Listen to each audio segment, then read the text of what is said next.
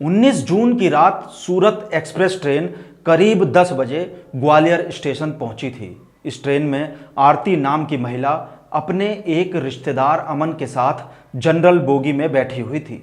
Gwalior station से निकलने के बाद ट्रेन ने 15 किलोमीटर का सफ़र ही तय किया होगा।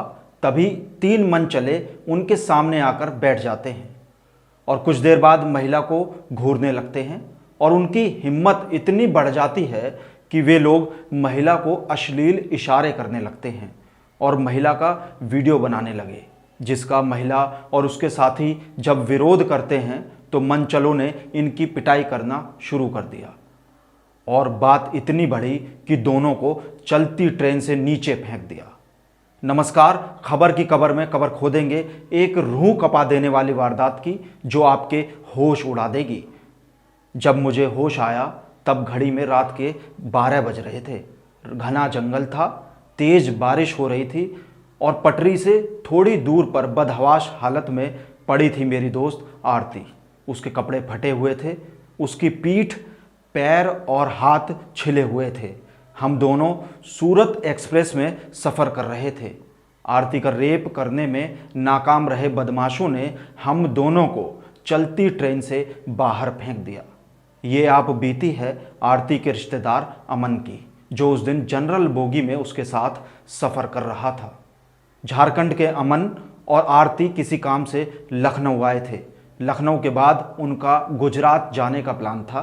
19 जून की दोपहर जिस ट्रेन से उन्हें गुजरात जाना था वो तो छूट गई, लेकिन इसके बाद दोनों सूरत एक्सप्रेस के जनरल कोच में सवार हो गए, जो रात करीब 10 बजे ग्वालियर पहुंची थी। ग्वालियर स्टेशन से निकलने के बाद ट्रेन ने 15 किलोमीटर का सफ़र ही तय किया होगा। तभी 3 मनचले युवक उनके सामने आकर बैठ गए। कुछ देर घूरने के बाद वो लोग 32 साल की आरती को अश्लील इशारे करने लगते हैं। बदमाशों ने आरती का वीडियो बनाना शुरू कर दिया। अमन ने इसका विरोध किया तो मनचलों ने उसके साथ मारपीट शुरू कर दी। बोगी में सवार एक महिला ने जब रोकने की कोशिश की तो बदमाशों ने उसकी भी पिटाई कर दी। वो लगातार आरती को छेड़ते रहे।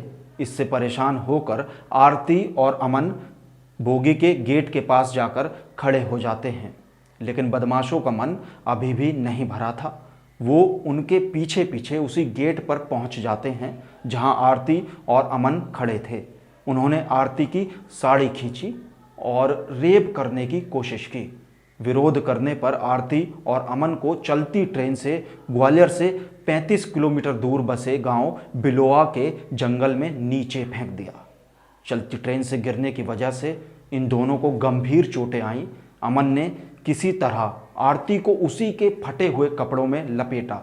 मदद के लिए आसपास देखा तो कोई नज़र नहीं आया। इस दौरान तेज़ बारिश हो रही थी।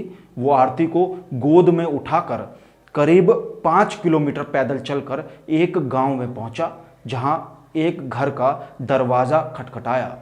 एक बुजुर्ग महिला और पुरुष बाहर निकलते हैं और उन्होंने इनकी मदद की। एम्बुलेंस बुलवाई और आरती को अस्पताल में भर्ती करवाया गया, जहां 10 घंटे तक चले इलाज के बाद आरती को होश आ पाया।